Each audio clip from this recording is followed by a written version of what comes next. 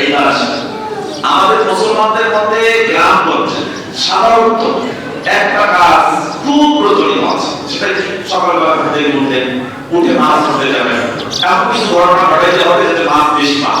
এরকম আছে না? কি করে না তারা বেশি তাদের মাছ পান কি করে? মনে আছে কি করে? দেড় মাছ দেড় বড় দেন। কেউ কেউ বলে যে বিড়াল কি করে, যে বাচ্চা প্রসব করে না, তার যে মাছের ফুল মিশ্রিত হয়, এই ফুলটা সঙ্গে নিয়ে নাকি সে সারাদিন মাছ বেশি পাবে। এরকম আছে কথা প্রমাণ আছে না? আছে। কেউ কেউ বলে যে পিছন থেকে টাক দেওয়া হবে না, মাছ ধরতে যায় না, বরং কি করে ওই যে চুলার মধ্যে ফু দেওয়ার জন্য কি বলে, হ্যাঁ ফুকনি যন্ত্র, এটা দিয়ে পিছনে ঢিল মারলে সে সারাদিন তার কোনো অকল্যাণ হবে না। এরকম ধারণা আমাদের সমাজে আছে না? মানে আমাদের চিন্তা ছিল নাকি এমন আমরা আগে দিয়ে ইসলামকে বিচার করি, বুঝে ইসলামের মধ্যে কোনো একটা আমার অবদান রাখতে হবে, কিছু বলতে হবে যে আমি জানি এই ঘটনার মধ্যে এই আছে, এই ঘটনার মধ্যে এই আছে, বুঝে একটা কথা বলে দিবেন। তাহলে বুঝতে পারছেন এইরকম শুভ লক্ষণ এবং কুলক্ষণ এইগুলো মানুষের কোনো ক্ষমতায় নেই। সম্পূর্ণ কুলক্ষণ যদি কোথাও থাকে আল্লাহ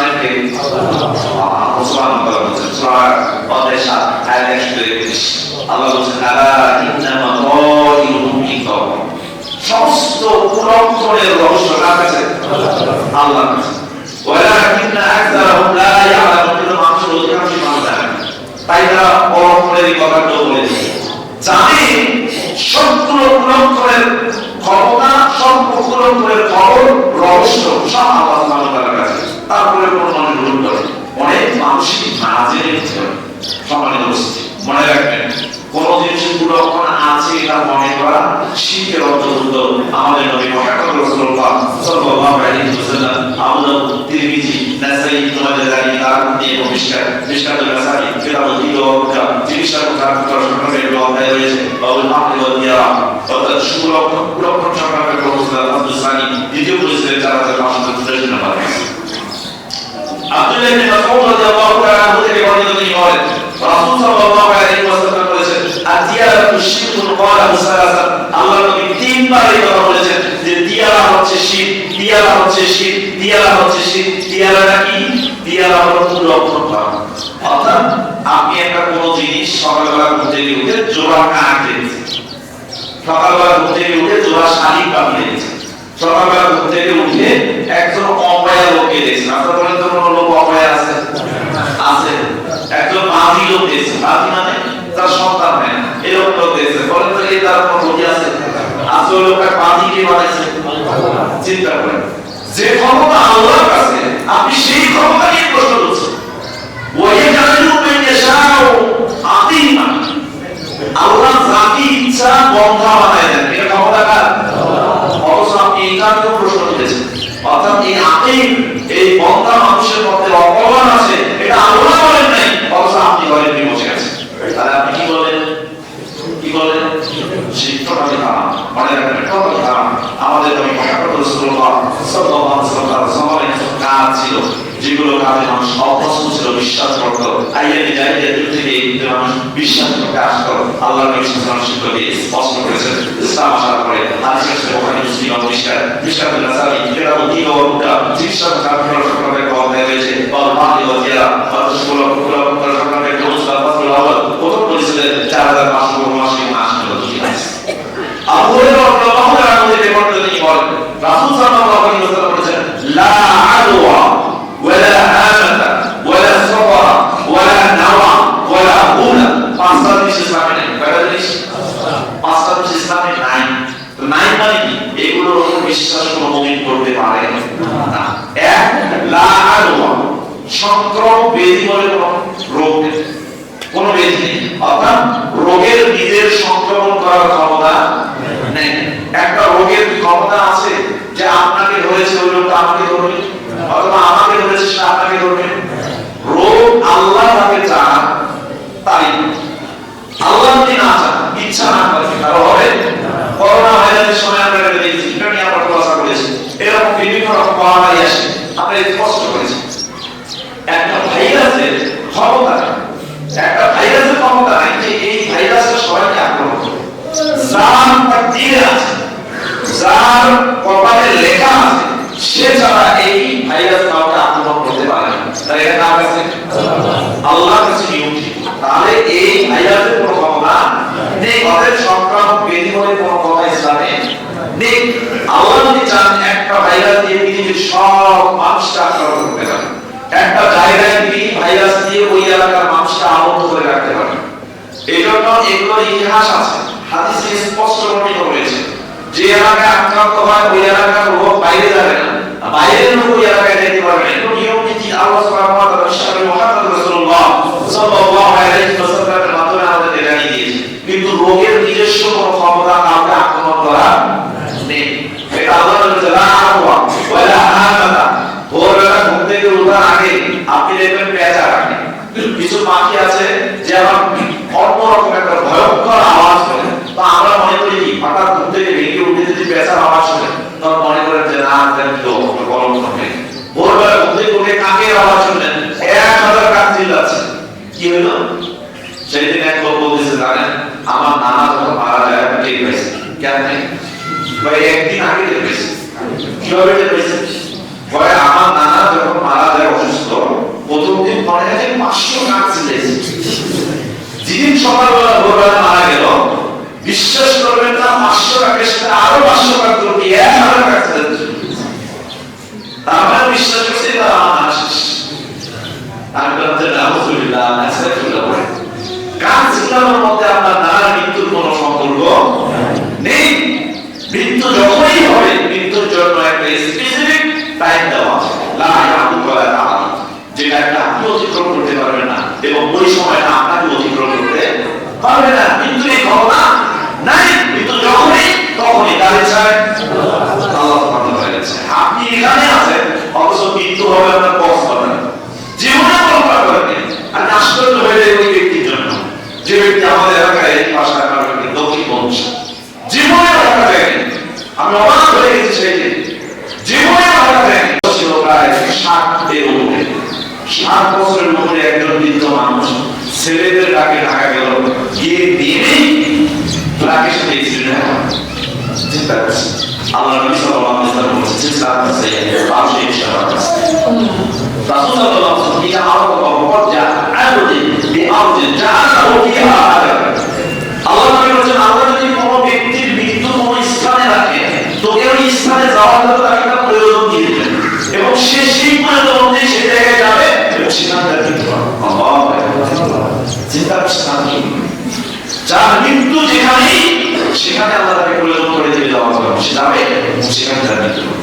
তাহলে এই মৃত্যু নিয়ে কোনো কমেন্ট করা যাবে না, কোনো মন্তব্য করা যাবে না। এই কারণে মৃত্যু হয়, কাকে তাকে মৃত্যু হয়, কাকে তাকে অনিষ্ট হয়, এগুলো অবশ্যই কুলক্ষণ। এই কুলক্ষণে বিশ্বাস করা যাবে না। জাহেলিয়াত যুগে পেঁচা থাকলে অলক্ষণ হতো, কুলক্ষণ হতো, এটা মানুষেরা বিশ্বাস করতো। আল্লাহ নবী ইসলাম আসার পরে বলেন লা ওয়ালা আমাতা, অর্থাৎ পেঁচা থাকে কুলক্ষণ হয়, এই কথা ইসলামে নেই। ওরা সফর মাস আসলে ওই আপনারা বিশ্বাস করেন না দোমাস বিশ্বাস করেন না, এরকম সফর মাস বিশ্বাস করতে হয়। যে জাহেলিয়াত যুগে সফর মাস আসলে অপমান করে, তাই তারা সফর মাস সতর্ক থাকার চেষ্টা করতো। আল্লাহ নবী এসে বললেন ইসলাম আসার পরে যে ওরা সফর মাসে অপমান হয়, এই কথা ইসলামে নেই। ওরা নাওয়া, আপনারা নক্ষত্র হিসাব করেন, তারা চলে গেছে মানে আজকে একজন ব্যক্তি মৃত্যুবরণ করবে, এটা জাহেলিয়াত যুগের চিন্তা ভাবনা। আল্লাহ নবী বলেছেন ওরা নাওয়া, নক্ষত্রের প্রভাবে কোনো কল্যাণ হয়, নক্ষত্রের প্রভাবে কোনো অকল্যাণ হয়, এই কথা ইসলামে নেই। অতএব নক্ষত্রের কোনো ক্ষমতা নেই। ওরা পুরা আমাদের দেশে ভূত বিশ্বাস করেন না, ভূত বিশ্বাস করেন না। সেই দিন আপনাদের এই যে মধুবাসার আপনাদের মসজিদে আমাদের একজন মসজিদে তার মেয়েকে মাসান, আমি বললাম যে এতদিন শুনলাম জিনের ঘরে আপনার মেয়েকে মাসান কত কেন? আমার বাড়ির পাশে নদী আছে, ওই নদীতে আমার দাদার মা সে বলে দিয়েছে একটা মাসান আছে। তার বললাম মাসান কেন হয় না? কয়েকটা শুনি নেই, তবে দাঁড়ি পানির মধ্যে থাকে মাসান। সব মিথ্যা। এই মিথ্যা বিশ্বাসগুলো আমাদের হৃদয়ে গেঁথে গেছে, ইমানের সাথে এগুলো আমাদের অ্যাডজাস্ট হয়ে গেছে। আমরা মনে করি এগুলো নিয়ে বিশ্বাস করে চলাটাই মনে হয় ইমান। আসলে মাসের উপরে কোনো কথা ইসলামে নেই, ভূত বলে কোনো কথা ইসলামে, বেদনানি বলে কোনো কথা ইসলামে। আচ্ছা বলেন তো, ভূত মাসা বেদনা এগুলো থাকতো জিনদের মধ্যে, জিনদের মধ্যে থাকতো, তাহলে নদীকে ক্লাসিফিকেশন করে দিতেন না, বলে দিতেন না, সালাফরা এগুলো বলতেন না, কিতাবের মধ্যে থাকতো না, হাদিস কোরআনে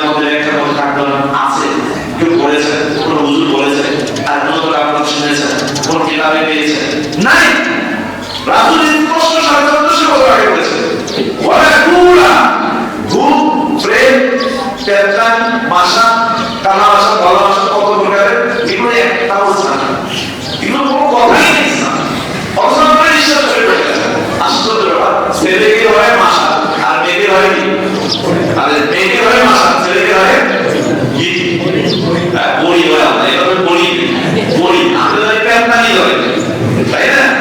তাহলে ভূত প্রেত প্যান্তানি মাসা বড়ি এগুলো বলে ইসলামে না, এগুলো বলে বিশ্বাস করা যাবে না, এগুলো ইসলামে নাই।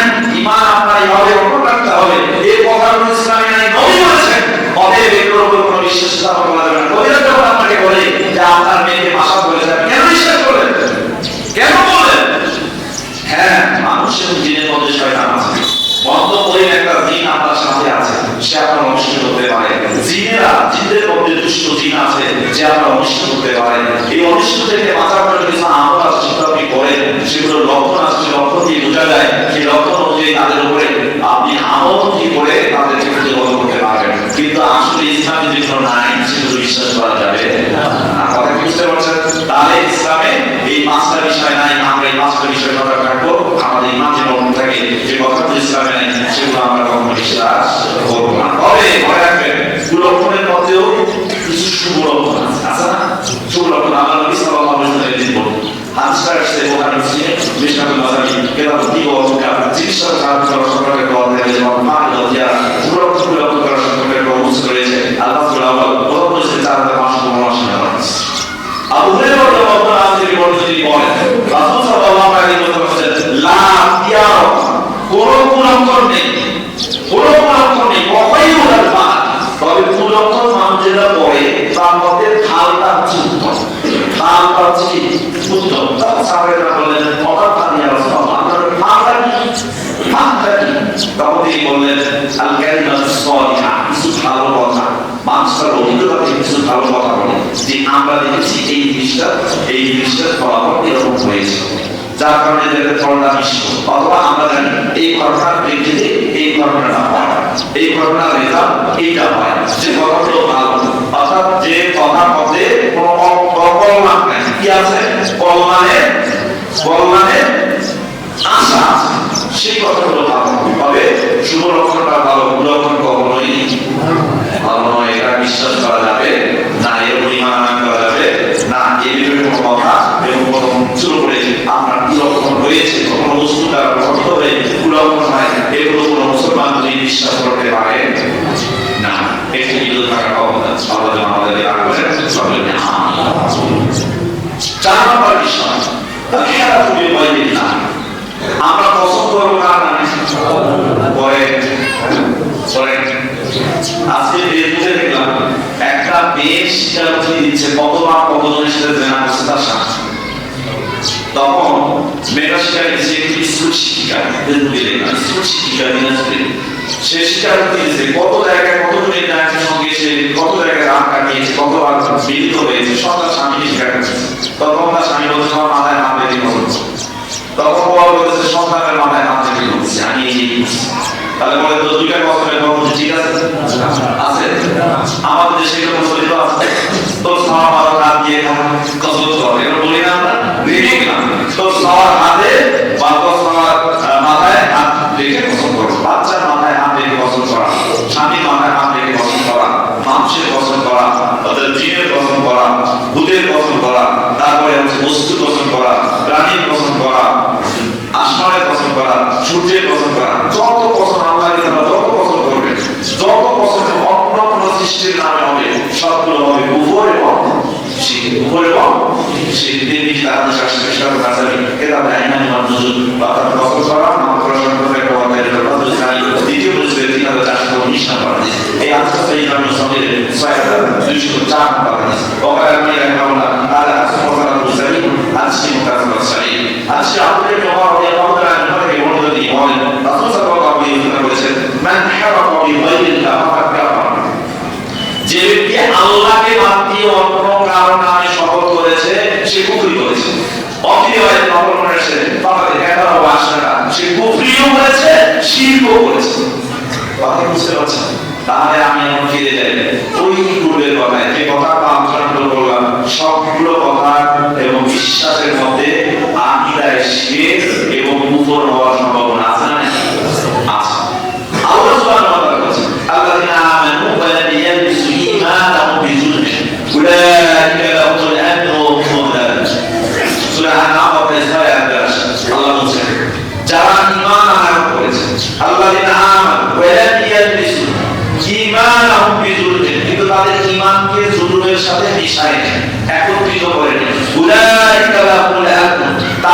জন্যই রয়েছে নিরাপত্তা বহু মুহতাদুন, এবং তারা আল্লাহ দেখানো পথের বিরুদ্ধেই আছে। তাহলে আমরা আমাদের ইমানকে কখনো কুফরের সাথে এবং শিরকের সঙ্গে মিশ্রিত করব না। আমাদের অবিধান সঙ্গে আমি আগামী দিনে আমরা আরো বিশেষ কতগুলো কাজ আছে, সেগুলো নিয়ে কথা বলবো। আপনারা অবশ্যই সকাল সকাল মসজিদে আসবেন এবং তারপরে আলোচনা হবে ইনশাআল্লাহ। এরপরে আমরা রাসূলের সিরাতের উপরে আমরা একটা অনুষ্ঠান করার প্রস্তাব দিচ্ছি আপনাদের। আপনারা যদি করতে পারেন, রমজান মাসে আমরা রাসূলের সিরাতের উপরে প্রতি নাসরের সালাত থেকে মাগরিব পর্যন্ত নির্দিষ্ট একটি জায়গায় একটা সিরাতের আয়োজন যদি আপনারা করতে পারেন, আমরা দুজেরা বিশেষ করে রাসূল সাল্লাল্লাহু আলাইহি সিরাতের উপরে একটা প্রতিদিনে ধারাবাহিক আলোচনার মাধ্যমে আপনাদের সামনে রাসূলের জীবন চরিত্রটাকে উপস্থাপন করার চেষ্টা করব।